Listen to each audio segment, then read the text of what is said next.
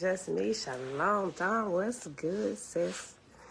And everybody else here already. Just hanging out in the background. All right, y'all. It is Monday, February the 13th, 2023, day 332 of year 4 of reading through books, laws, and prophets, and of the 4-year consecutive day count. It is day 1351. Today we start a new book. It's the Lord's first book, but in Romance of the Red Star, it is entitled Lord's Record for a Cycle of Sathantes. And then once we read a little bit here, we're going to hop right over to the Field Guide to the Spirit World on page 252 and the last chapter and read a little bit more. We're getting closer to the end. Oh, shoot, we might finish it. We might get up to the appendix today. We'll see. Yeah, I think we might. If I don't jump in with a story or something, because when I start telling stories or sharing something, we don't ever really finish. All right, y'all. Shebrew, hey sis, Hannah, shalom, shalom, Zechariah, shalom, shalom. All right, beautiful people. Father, we thank you that you do not micromanage your creation.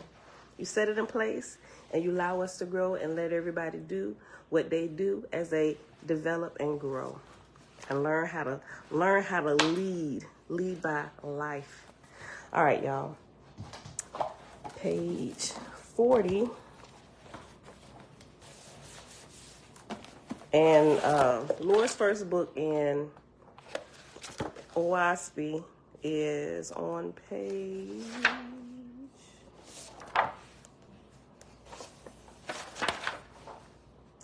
My thing must have fell out. Hold on. My little tab. Let me get another one. Let's take this.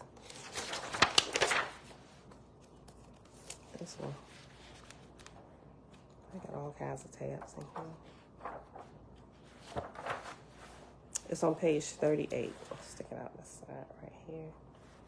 In big blue, their lowest edition. It starts on page 38. All right, y'all. Take the hey girl, hey. Notification. Yeah, YouTube and their algorithms and all that good stuff when they do updates. Whenever they do that, sometimes notifications get turned off. That happens to me a lot. I had to turn on my notifications a couple times for Selah's channel. And I know I don't be going in there playing with nobody's notifications. When I subscribe until I unsubscribe. But yeah, I don't know. It's weird. Levon, hey sis. Okay, y'all.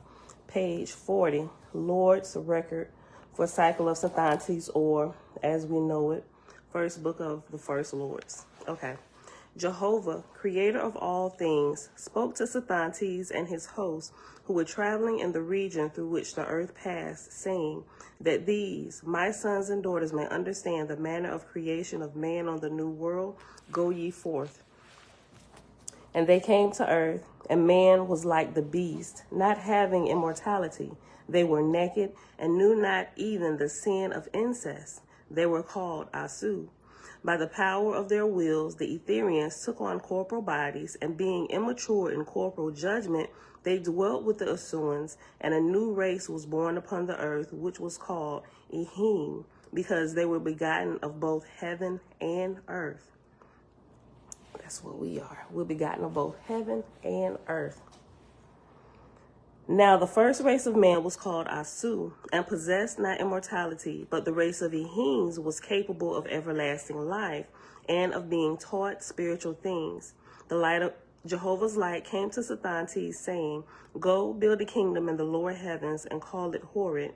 And an Etherian goddess came down to earth, and crowned Sathantes first god of earth, and also appointed and crowned 5 lords, one to each of the great divisions of the earth.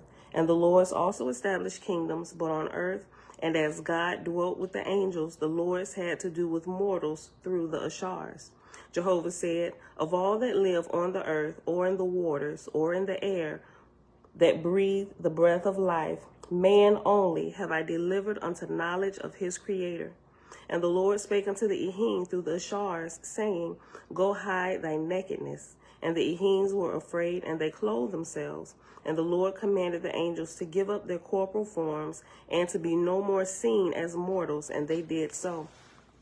And Jehovah said unto them, because ye brought forth heirs in flesh and blood, ye shall be bound to them for 6 generations, and that man may continue to walk upright, ye shall teach him the law of incest, for man of himself cannot attain to know this. Neither shall ye permit the Ehims to dwell with Oahspe, lest his offspring go down in darkness. And man was thus inspired by the angels, and he walked upright and prospered on the earth. But after a season, man became conceited in his own judgment, and he disobeyed the commandments. And he began to dwell with the Asuans, and there was born into the world a new race called Druk. And they had not the light of the Father in them, neither could they be inspired with shame, nor of heavenly things. And the Ehims were grateful to the Lord, and they said unto the Druks, go ye and sacrifice to the Lord, and he will prosper you. But the Druks understood not, and slew many of the Ehims. And the Lord said unto the Druks, because you have slain my people, ye shall depart out of the place where they dwell, and that ye may be known to all the people of the earth, I put a mark upon you. And the nations of the Druks were accursed with war. And the Lord said, by this sign shall the tribes of Druks and their descendants be known unto the end of the world. And woman, being more helpless than man, cried out with fear, saying, O Lord, how shall I bring forth unto thee, and not unto the sons of death? And the Lord said, because thou hast brought forth in pain, and yet called on my name, behold, I will be unto thee as a shield and protector. For I will also put a mark upon the Ehims, my chosen, so thou shalt know them as they come unto thee. And the Lord commanded the male Ehims, old and young, to be circumcised, that woman might not be deceived by the Druks. And the Ehims circumcised one another, old and young, for it was a testimony of the Lord unto woman, that their offspring was born unto everlasting life.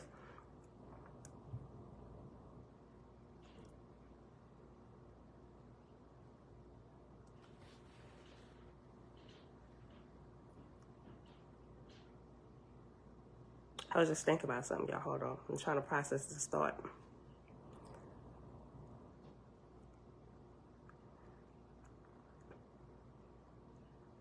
Okay. I gotta look into something. All right, so let me read this again. Let me read it again. And woman, being more helpless than man, cried out with fear, saying, O Lord, how shall I bring forth unto thee, and not unto the sons of death? And the Lord said, because thou hast brought forth in pain, and yet called on my name, behold, I will be unto thee as a shield and protector. For I will also put a mark upon the Ehims, my chosen, so thou shalt know them as they come unto thee. And the Lord commanded the male Ehims, old and young, to be circumcised, that woman might not be deceived by the Druks. And the Ehims circumcised one another, old and young, for it was the testimony of the Lord unto woman, that their offspring was born unto everlasting life. And the Druks went away. I got to look up something.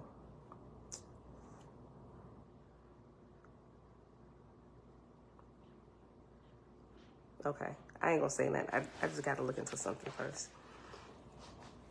And the Ehims circumcised one another, old and young, for it was the testimony of the Lord unto woman, that their offspring was born unto everlasting life. And the Druks went away in the wilderness, and dwelt with the Asuans and with one another. And the Ehims labored and clothed themselves, but the Druks wandered in the wilderness, neither laboring nor clothing themselves.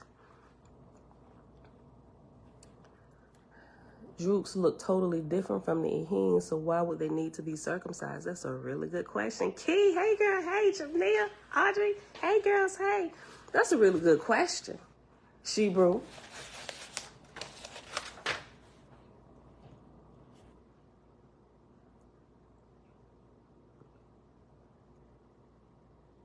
And first, well, that brings us to another question too. See, because now the Druks apparently weren't clothing themselves, right? But I could see how women could be they could be fooled because say if some of the Drooks decided to go ahead and clothe themselves, maybe to just fit in, right? To fit in, right? They come amongst the community of Eheens and clearly, oh, that's a Drook running around here naked, all his man parts hanging out, right? Because if they were running around naked, you could clearly look and say, oh, not just because they're naked, but also they're uncircumcised, right? But they had to have looked similar, right? So let me just say this. I'm not completely sold on some of the pictures that are in the lowest edition, right? I'm not completely sold on a lot of these pictures. Even though the information is good, some of the pictures I'm not quite sure of, right? Some of it doesn't, I say line up to what I understand. And it could just be me. It could just be my understanding is lacking, right? And I don't doubt that at all. But you bring up a very good point. Why would the women be confused if they didn't look alike, right? You look like you're of the same stock I am, bro. You look kind of, that's, hey, right? Why would they be confused if they look different? Apparently they didn't. That's good critical thinking skills. What about the woman also? I'm thinking they look similar because, right, it doesn't make sense, right? So some of these photos maybe weren't copied correctly as Nubro saw it or whatever. I don't know. Or maybe, because I also had the thought that pictures were not given to him. Now, that could just be my thought and my reasoning based on what we're reading, right? I'm thinking with his spiritual knowledge and what he had seen before, he began to formulate based on what he was reading. He began to formulate certain things, right? Because I don't see. Okay, example.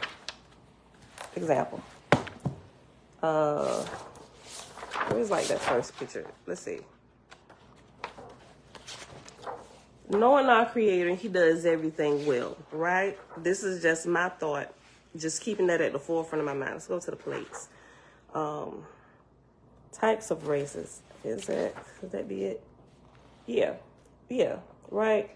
Okay. Plate 3, types of races. You got the Eheen, the Ehuan, and the Yak, right? There is an explanation. Okay, can y'all see that? Let's see, everybody can see that. Okay, see that? Now, I understand that there are different sizes. We know that they were little people, but you see how the Yak, I know he's a hunchback, right? I think the Yak is kind of like the hunchbacks. That's so derogatory. I'll say the people who have hunches in their back today, right? See, he got one short leg, one long leg. He look all, but we do know that there are people that come into the world with some of these type of deformities. And I'm not saying that this wasn't ever a person, but based on, I don't even think you can see this picture at the top. And this one at the top with the super long arms. Right, see, it's kind of black up here at the top. See that? It looked like he holding up sticks, but those aren't sticks. Those are super long arms, right? Super long arms. Now, I don't see our Creator creating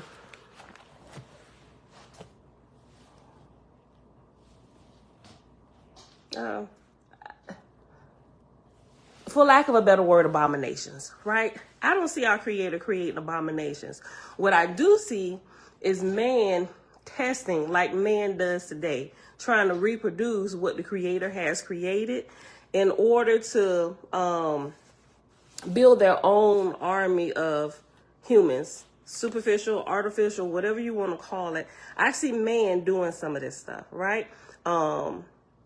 In the Complete Anunnaki Bible, remember we read that a little while ago? When we read through that, it actually gave some detail of the different tests that the lords and the gods were doing to reproduce man. Now, I can see that happening. You have these different races that are being produced. It's coming from the scientific experiments of the lords and the gods in charge to reproduce, right? It's interesting.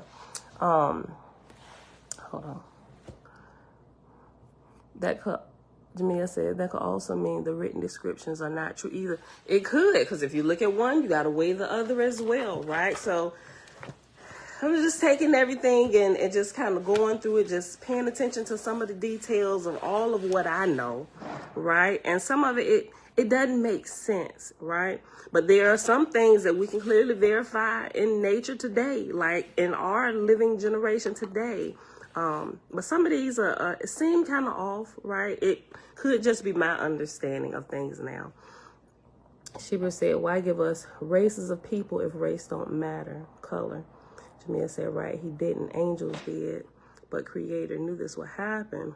Didn't most of what JBN did get burned up? Yes, most of, from what we understand, it did get burned up. Jamia, I saw your comment with the eyes. I still haven't released some of the stuff. Well, I got everything that I ordered back from New Mexico State University. I haven't uploaded anything to the group yet. I actually haven't gone back to it since I've been a little bit better because I've been catching up on a lot of other stuff. But I got it. I'm gonna start releasing it to the groups. Give me a few days. I'm gonna get back to it. But it's in there where I'm gonna release that in the private group. But yeah, Creator knew this would happen, but hold on, let's see. With your question, why give us races of people if races don't matter? I think it matters, and it doesn't matter in a way. Like it shouldn't matter like it matters, like we've made a big stink of it today. It shouldn't matter like that, but it matters in a way, right? It shouldn't be like, oh my gosh, you're black, you're white, you're Hispanic. You know, we shouldn't be like pointing out things like that, because that's almost like, although you only have two, it's like, it's a part of the human makeup, just like man and woman. Although we only have two sexes, man and woman, somebody would probably cancel my channel for saying that, when you can, no, there's more. You can pick and choose what you want to be today. It ain't even got to be a man or woman. You can choose to be an animal if you like, bruh, y'all miss me with that garbage. But it's like that.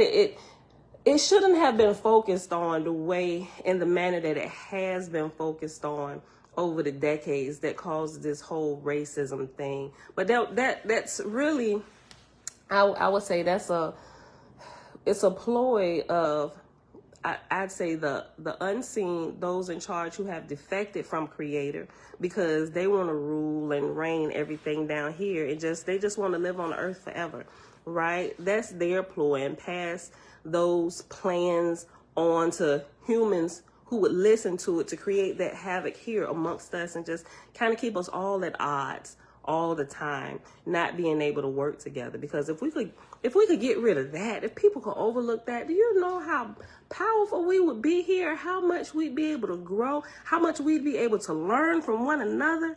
Because every race has their strength that they were given and designed to develop, to share with their brothers and sisters, right? Everybody has something genius about their culture that they could bless the world with, right? The Creator simply want us to examine that, look at that, come together and create something more beautiful, because ultimately we will be creators. We're getting our start here, and everybody's telling us, don't make a cake. We don't want cake. Don't make it. Keep your raw ingredients. You stay over there, you stay over there, you stay over there.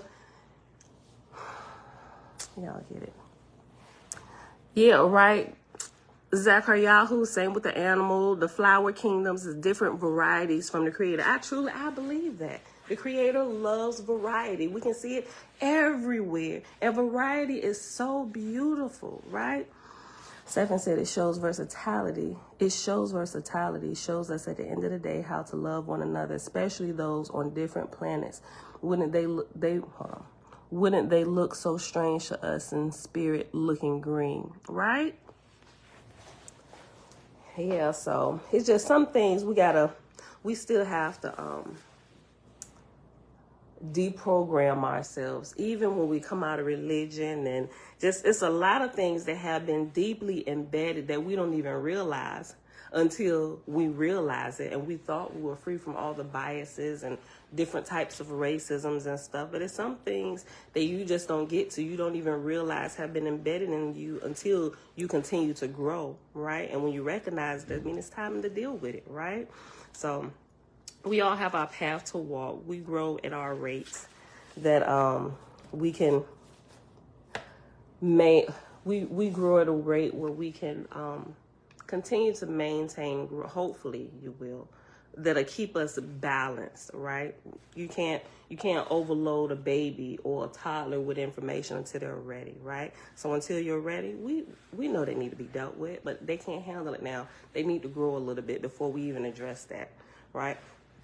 Just like when we go to the Father, and there's certain things about ourselves that we don't like, or we know we recognize it, but a lot of times the Father chooses to deliver us from something that we think, why deal with this? I think we need to deal with this first, right? Or say something as simple like, I need a spouse.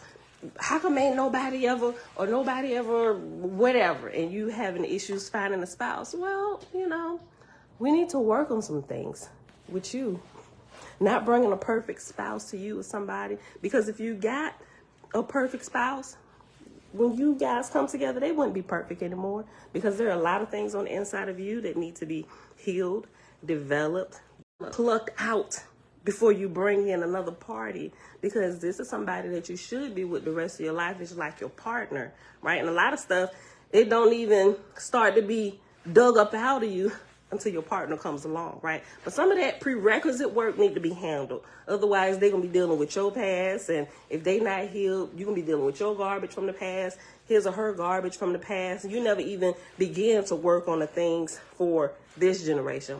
Most couples, they get divorced based on the baggage they brought in before they got married. They never even really deal with their problems. It's their previous generation's problems, luggage they bring into their marriage, and they dealing with all of that crap and never ever get a chance to actually uncover the gold that can be, I don't know, what's the word? They never get to really uncover the beauty of their relationship, because they dealing with everybody else's garbage that they've allowed to come in. Yeah, bring your baggage in my house, right? We're going to pause because it's time for me to switch my reading. So, put this right here. We just read that one chapter. Yeah, so it's really, really interesting.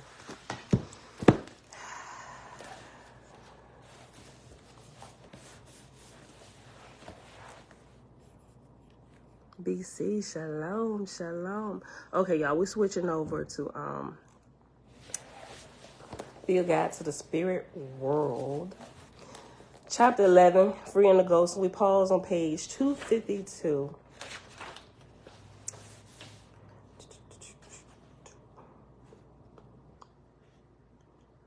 What was we talking about? Oh, ghost land and rescue work. Yeah, unseen forces can be manipulated from a distance. Follow up. And you know what? I think I'm going to reread this. No, I ain't gonna reread it. Okay, so day before yesterday, what we ended on was this list of universal guidelines that say there is a certain weakness in this disjunction, this lack of wider consensus, but maybe that will change for the non. So let us keep in mind a few basic, perhaps universal guidelines for the guidelines of actually helping to free the ghost or deliverance or get somebody free from a spirit that has been overshadowing them. A few things to keep in mind before you even decide to indulge in that work. All right, so on page 252, where the second paragraph begins, that's where we'll start. No doubt there are times when the affliction hinges on some sore point or perceived slight on the part of the excarnate. There was this gent, for example, who had clandestinely purchased a manuscript of formulas written by the deceased occult wizard Aleister Crowley, all while knowing that the manuscript was actually willed to a certain museum. The man soon became very ill. Doctors could do nothing for him. Finally, in desperation, he handed the manuscript over to the museum and totally recovered his health. Glass, 1969, page 184 to 185. It might be noted that hypnotism is another potent tool giving the operator the opportunity to talk directly with the possessing entity. Dr. Fiore's work with depossession, or depo, D-E-P-O. Dr. Fiore's work with depossession, depo, took advantage of her skills in hypnosis, reviving the method that had been so creatively pioneered by the 18th and 19th century physicians Franz Mesmer and J.M. Charcot. Working mostly with hysterics, these founders of modern hypnotherapy discovered that their hypnotized patients seemed to manifest new lives of which the host personality was unaware. Mayer, 1989, page 35. Quote, often neither mortal nor spirit is conscious of the presence of the other.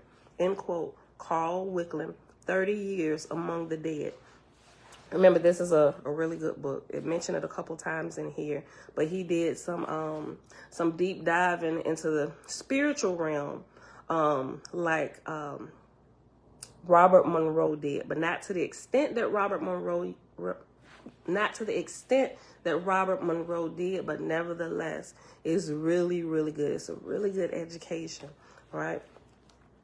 But not all are unaware. We remember Fiore's patient Peter, who said that he sometimes felt, quote, that another being was speaking through him, end quote. She decided to try hypnosis, quote, to check for possessing entities, end quote. She found several, and following, though not crediting the Wicklund method, addressed them in this manner, quote, why are you imposing yourself upon this man's life, causing him problems when you know that you have gone through the change called death and should be progressing into your own spirit lives?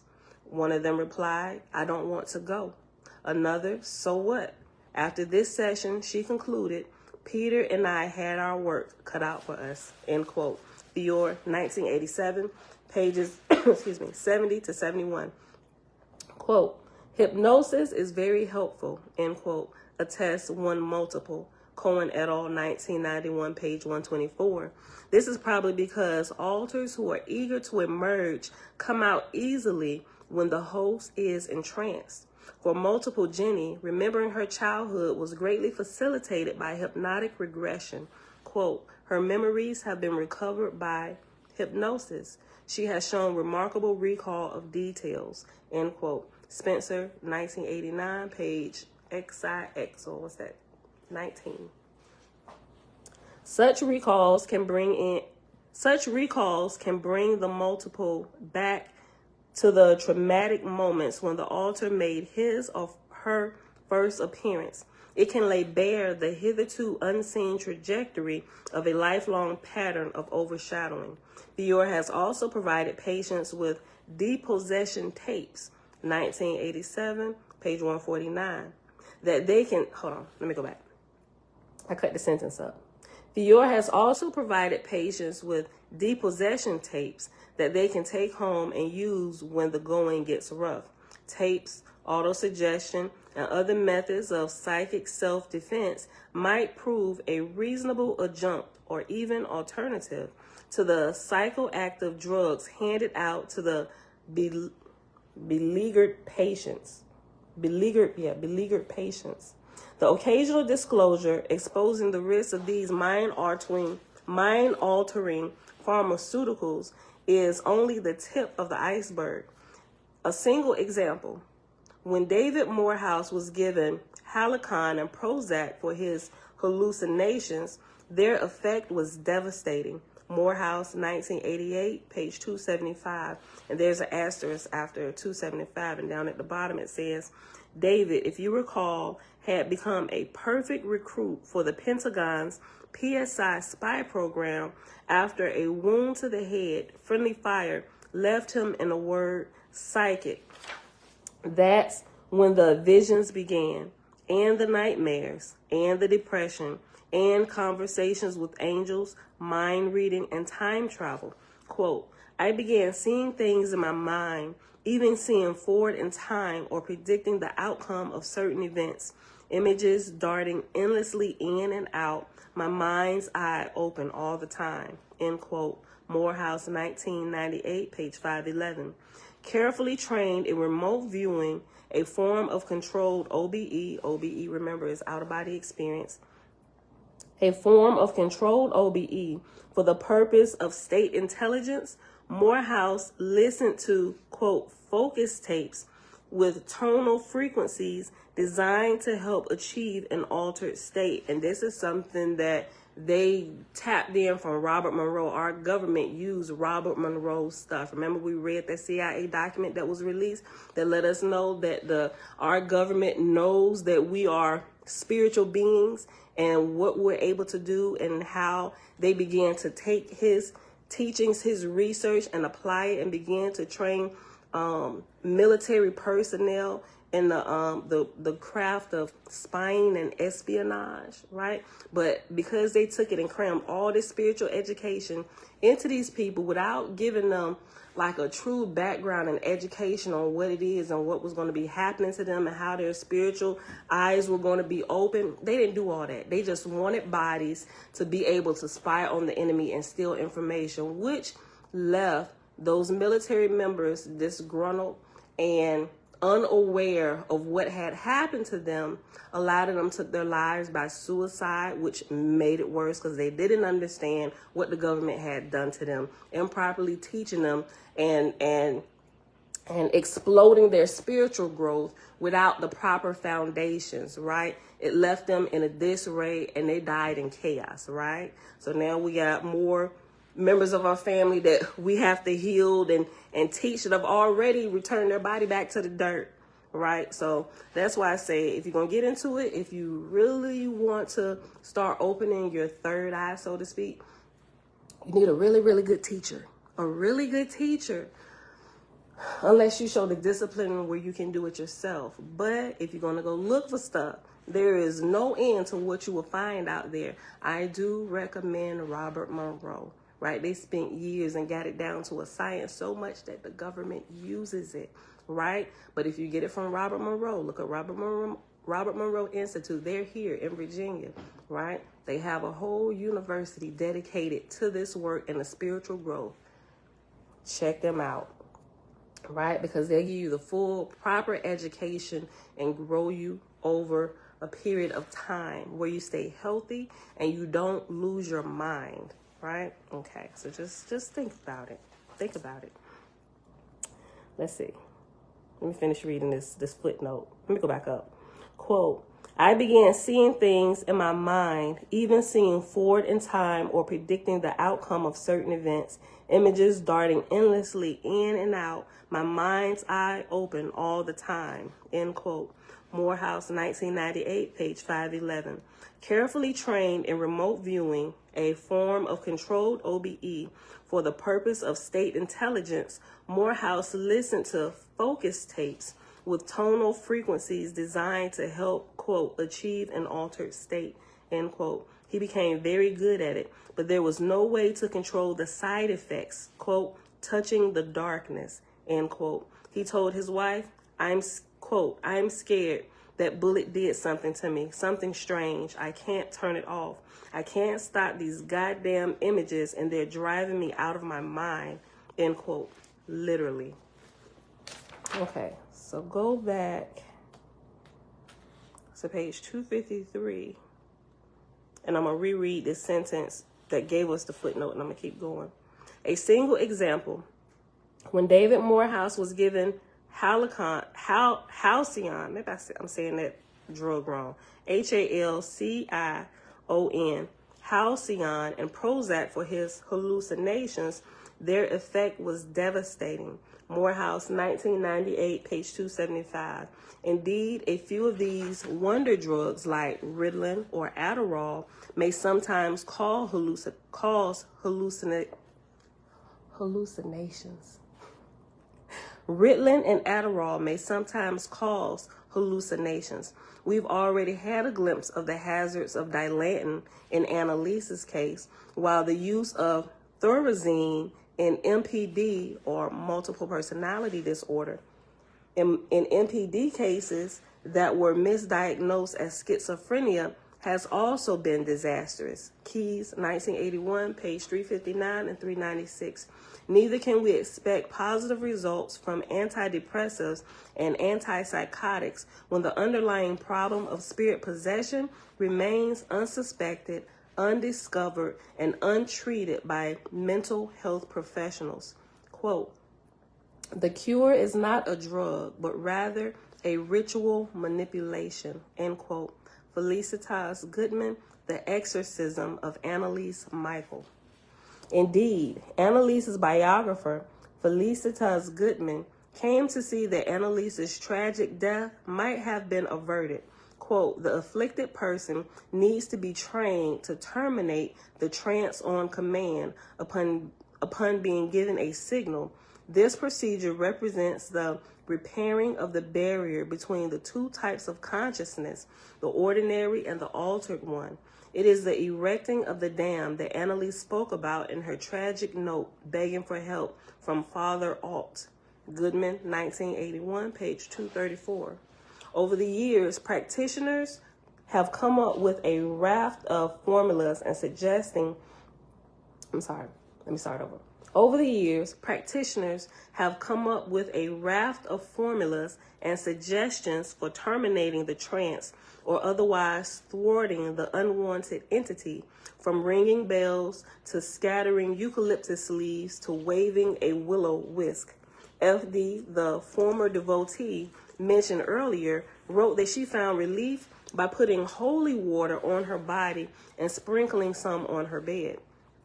Quote, "I also find that making loud noises like clapping one's hands loudly and popping balloons or paper bag scares it off," end quote. "But all the nostrums in the world cannot compare to a thorough psychic emotional cleansing. It begins with self." Quote, "We may not be able to prevent the minds of others from sending us suggestions, but we may so purify the soil of our own natures that no harmful ones can find a congenial seed bed," end quote. Beyond Fortune, Psychic Self-Defense. That was good.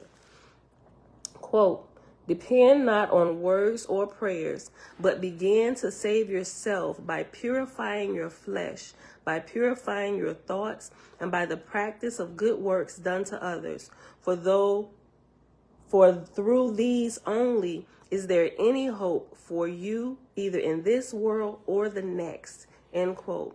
Oahspe, Book of Judgment, chapter 14, verse 36. This is the hard part: purifying self, disciplining your very thoughts, guarding your very emotions like a sentinel conscientious on his watch. At the end of the day, we are thrown back on ourselves. We all have the power to do this, to monitor self, not just power, but also wisdom and love. These three, wisdom, love, and power, are the givens, and they are our blessed weapons against all evil. No, there are no shortcuts to inner peace, which remains but a distant dream until the day we take up these givens and declare the light as our dependable guide. Goodwill and careful judgment are also essential, not optional. But best of all is self-control, poise, self-discipline, and the willpower to make things right. Quote,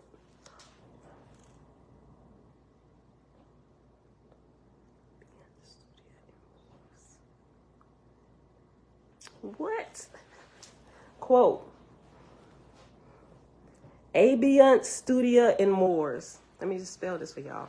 Abiunt, Abiunt. A-B-E-U-N-T. The next word is studia, S-T-U-D-I-A. N-I-N, the next word is mors, M-O-R-E-S. Abiunt studia in mors. It's an aphorism. It means zealous pursuits become habits. That's good. Zealous pursuits become habits. Twice in my own life have I been taught this lesson by a friend. In one case, it was a Persian gentleman who said to me, quote, "You would be great if you could control your fire." And in the other case, it was a wise woman who told me that the little secret of life is mastering your own emotions. Ah, what a lesson. Nasty spirits are drawn together nasty spirits are drawn to the grand roster of untamed emotions: fear, anger, worry, resentment, apathy, animosity, contempt, jealousy, selfishness, vanity, self-pity, guilt, chronic grief, sadness, wretchedness, distrust, stubbornness. Quote, undeveloped, undisciplined mediums are the sport of lower spirits. End quote. Yeah.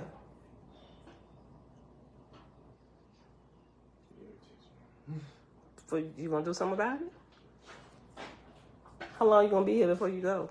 Gotta get around to 8, so probably 19 minutes. Well, it looks like I'm gonna be taking care of it, huh? How don't you just ever throw them in the water? No, because no, that's why. It doesn't clean them all? No, it doesn't.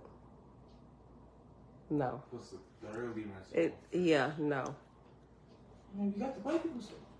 You got the high stuff now. No, doesn't matter. Bye. Quote, undeveloped, undisciplined mediums are the sport of lower spirits, end quote. Vincent Crepazano, Case Studies in Spirit Possession. In England, the term negative psychic is used to indicate the undeveloped medium, open but not developed, not schooled in vetting psychic input. The concept is also found among Puerto Rican spiritualistas who call the undeveloped medium debil, weak and vulnerable to random spirits. What an important concept this is. In this particular system, spiritus obscures give bad thoughts or tell people to do stuff they don't want to do, all possible because the undeveloped condition, for they are meant to do good for others with their cultivated gifts. Failing this, their guardians may simply turn their backs on them, leaving them vulnerable to any ignorant spirit that wants to make use of them. The cure: to develop, star in disparolo, to be in development. Crapazano and Garrison, 1977, page 407 and page 426. And we can see this a lot in church, right? They have the people are people, right? It's just people get caught up in different groups and religious sects and everything. But people in the church, they do have spiritual gifts, right? They're just undeveloped. They haven't developed them, and they're a bunch of babies running around in the church. Oh, look what I can do. Right? Getting people who are less developed, getting them caught up in crap. Let's just call it that. Now everybody's being what word can I use? Now everybody begins to believe in Santa Claus, for lack of better terms. Because you got the blind leading the blind, or let's say the undeveloped trying to, the slightly awakened, they recognize that they have spiritual gifts, but undeveloped. So the undeveloped leading and trying to teach the even more undeveloped. And it's just, a mess. And everybody gets scared and say, stay away from the devil. Who don't go in there? Just stay away from it. Right? Undeveloped leading the more undeveloped. Yeah. Listen, let me just read this whole little part again. We'll be at 45 minutes. Okay. In England, the term negative psychic is used to indicate the undeveloped medium, open but not developed, not schooled in vetting psychic input. And let me just say this. Medium, clearly y'all know, but just in case somebody who still really don't understand. Wait, where's yours? Where's yours? Kids? What do you mean kids? They wouldn't have touched that. What? They wouldn't? What do they do with it? What do you mean? Did they pour it out? They definitely didn't give drops to themselves. I went in my room. Jace ran out my room. I was like, oh, they was playing in your stuff. I looked in it. In the ground. All of it. Yeah. Tell them to get out of my room down. Yeah, you better close my cabinet and leave my stuff alone. Sure. You better buy you some more. I do. You about to hoard this. No, you be trying to use up all my herbs and stuff and you work. You better buy your own. My stuff is expensive. You better leave it alone. It's getting used. By me. You didn't even ask. You better close my cabinet and put my herbs back up in there. Close my cabinet. Go buy your own stuff. Olive oil. Oh, I got you in there. Go buy your own stuff. You are of age. I gotta put my stuff in a lockbox.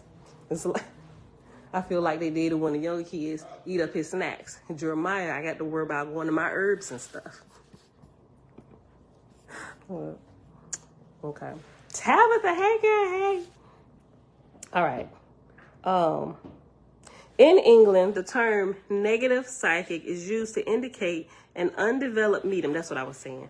A medium in this case is not talking about somebody that's doing witchcraft or soothsayer, reading crystal balls, right? A medium is simply somebody that information passes through, right? So I'm being a medium at this time, reading from the book. I'm reading from the book to y'all. I'm the medium that's doing it, right? So shucks, just about everything, we're mediums. But on the spiritual side, when you're teaching spiritually, there are people who are undeveloped. They're undeveloped mediums, right? Okay. Develop always progress and grow, right? That's our purpose for being here. That's the main part of our life in this world and the worlds to come, constantly developing, right?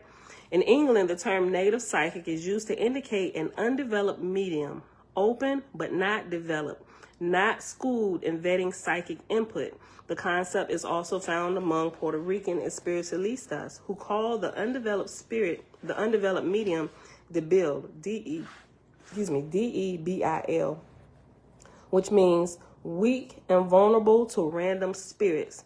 What an important concept this is. In this particular system, espiritus obscures give bad thoughts or tell people to do stuff they don't want to do, all possible because of the undeveloped condition, for they are meant to do good for others with their cultivated gifts. Failing this, their guardians, quote, may simply turn their backs on them, leaving them vulnerable to any ignorant spirit that wants to make use of them, end quote. The cure?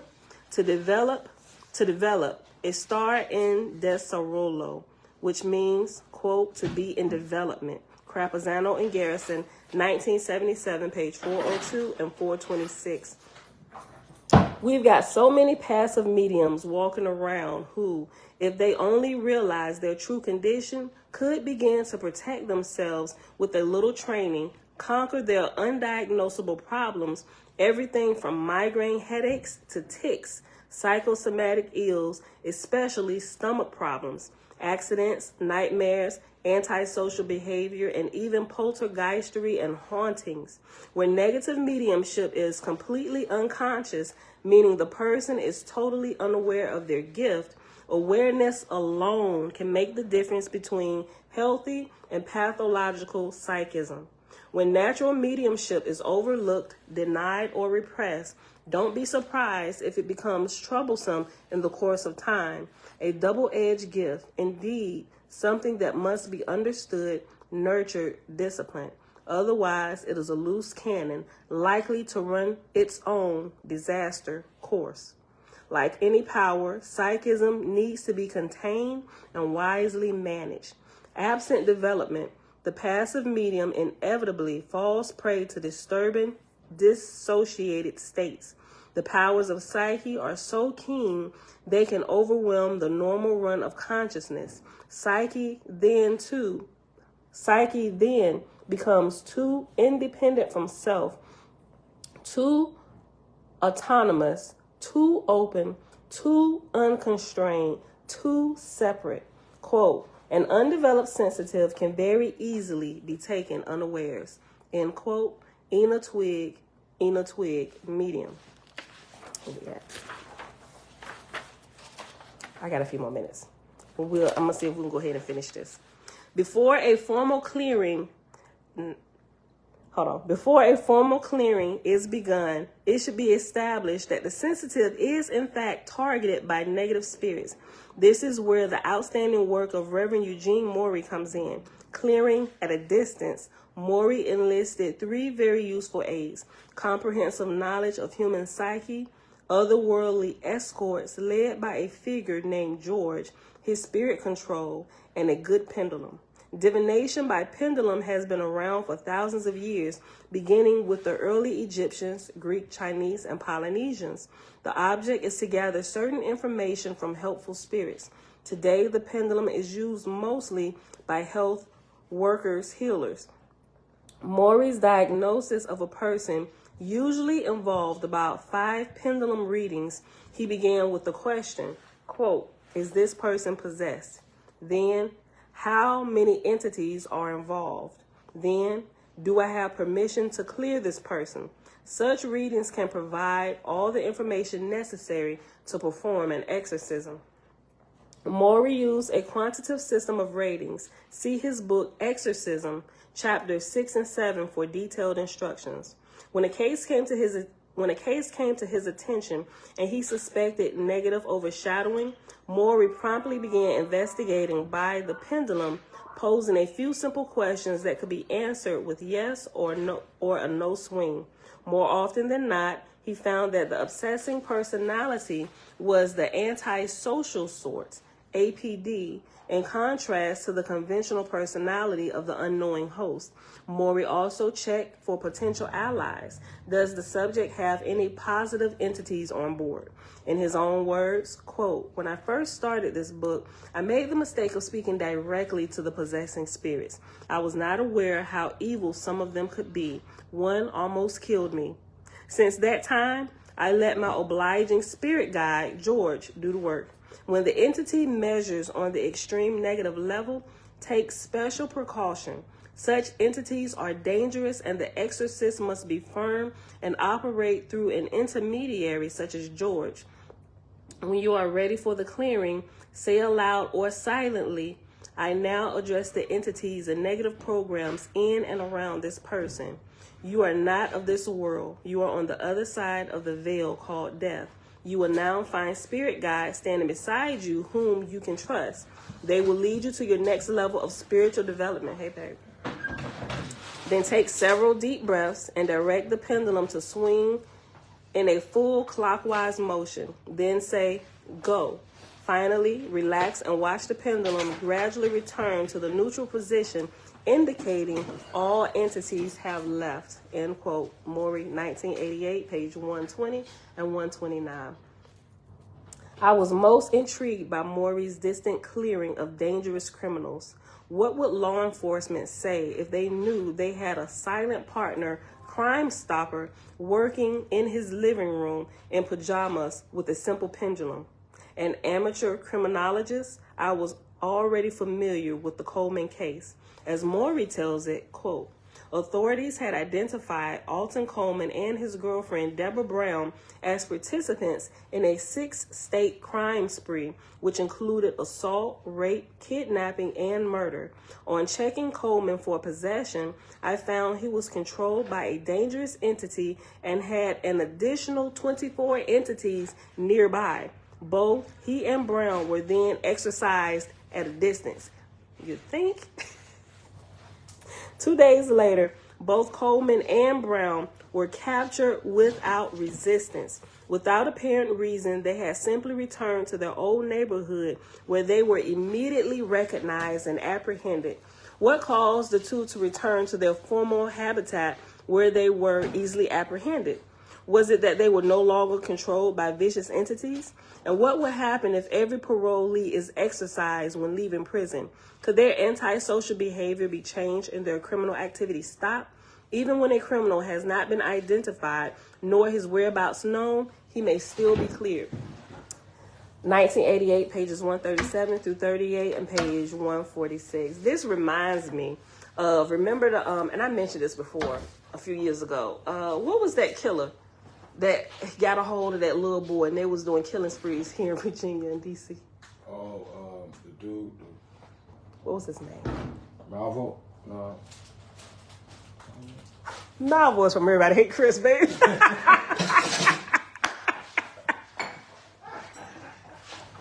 Hey, I don't know that. Y'all remember the dude, right?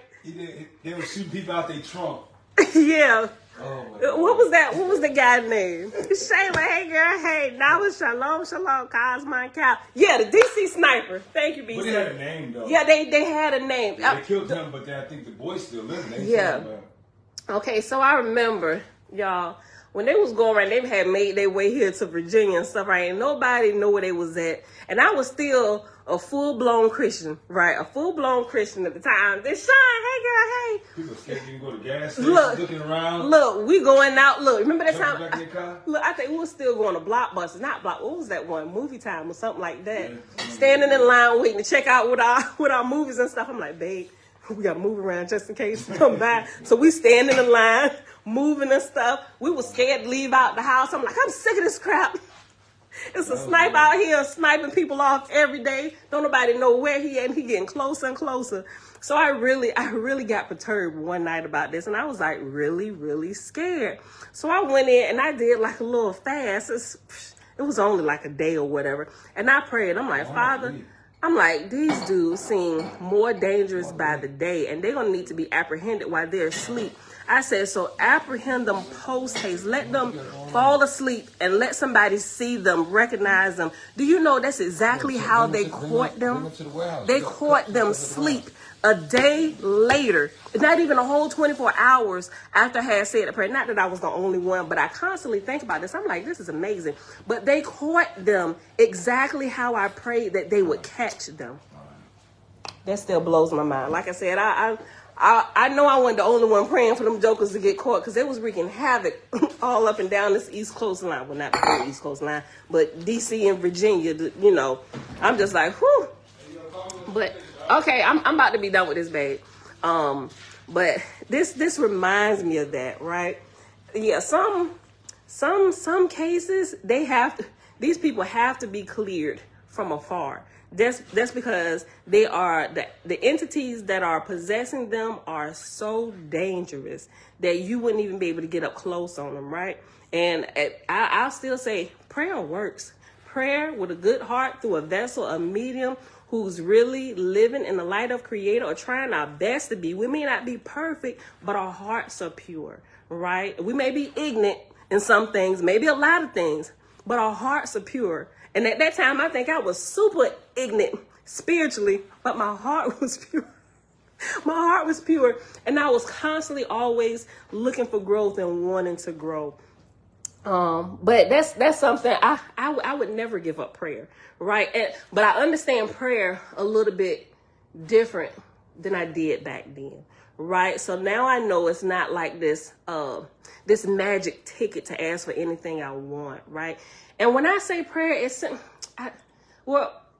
can call it prayer or talking to the Father, right? It's literally just a conversation between me and Him, right? Me pouring out my heart, not necessarily asking for anything. It's rare that I really ask for anything, simply because I know now that all that I have need of, for the most part, it's within me, right? I have to prepare myself for some things or whatever, and He may come sprinkle a little something in the spiritual realm to help speed up the process.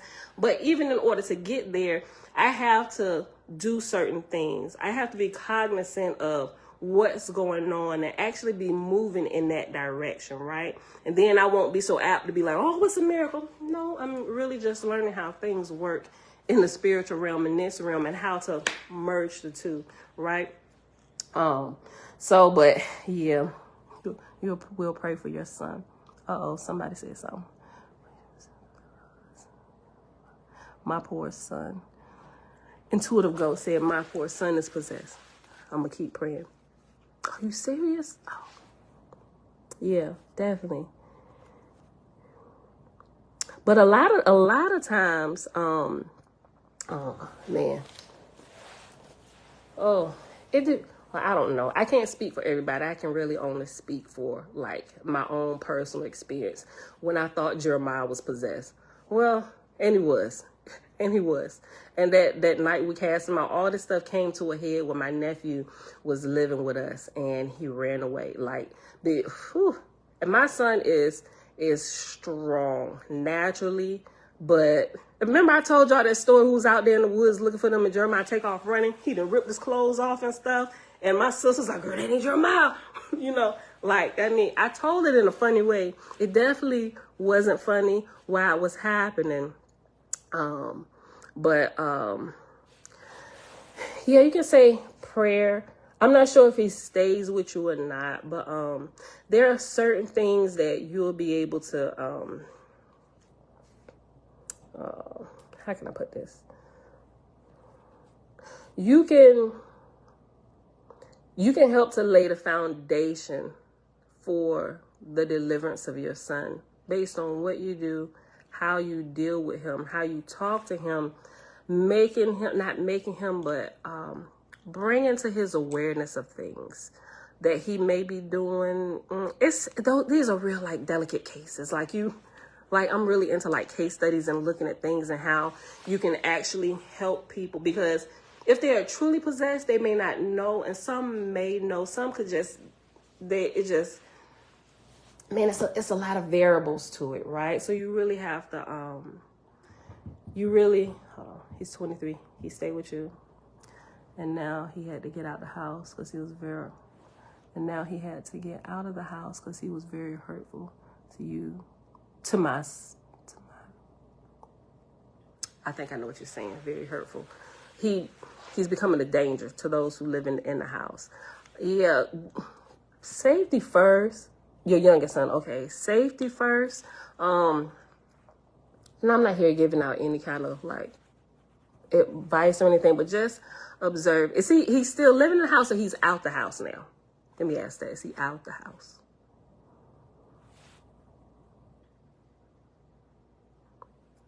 There's a lot of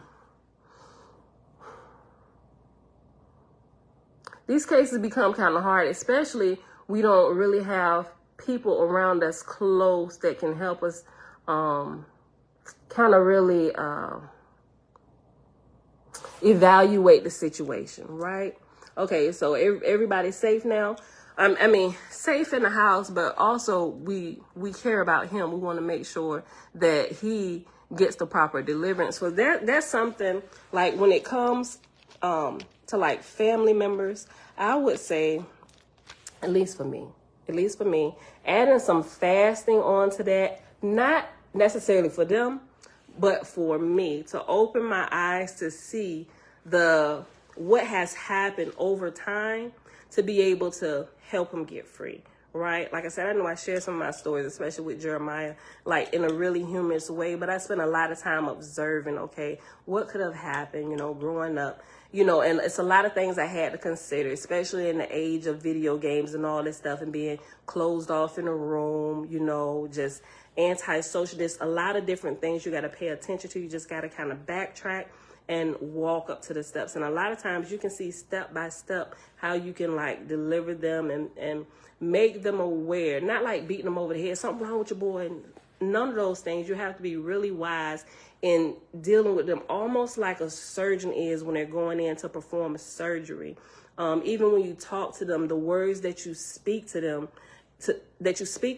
him, her, whoever it is, they have to be like words on purpose that literally could go in as a surgeon's knife and work on them, work on their thoughts, work on their heart. It'll bring awareness to them without them even realizing what's happening. They're just going to know that they're getting more clarity. And then it helps to bring them on board with their own deliverance, to where it's like, man, yeah, something is you know, that's what you have to do first. You have to make them aware of what is happening to them. Otherwise, you're going to waste time, and you might make them a whole lot worse than what they are, right? Just like in the New Testament, I don't disagree with it, right? When a house is swept clean, and it's not filled with good things, the spirits that are kicked out will go get 7 more wicked than it was, and come back, and the last day to be worse than the first, right?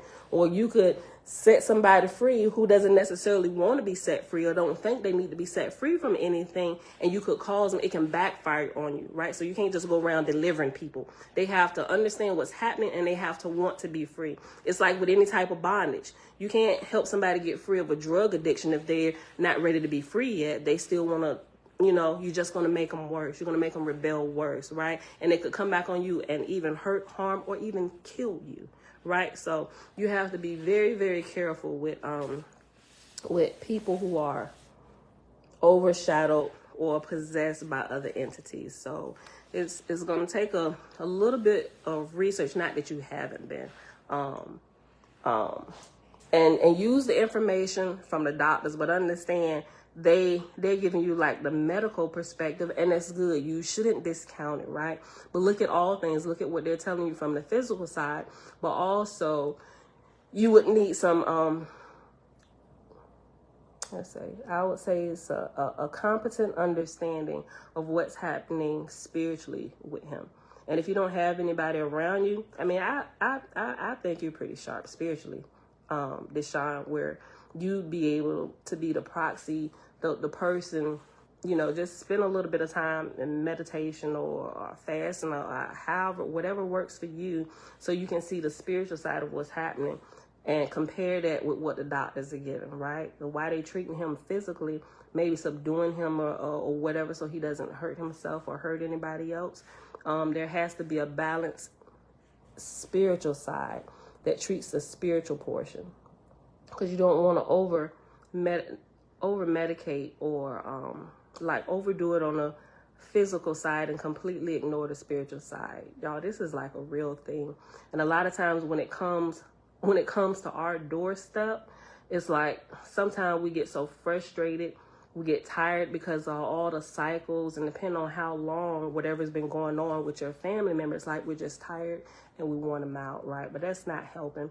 It may give us a momentary a moment of peace or artificial peace, but it really doesn't. It really doesn't. You really won't have a peace until they've actually been set free, right?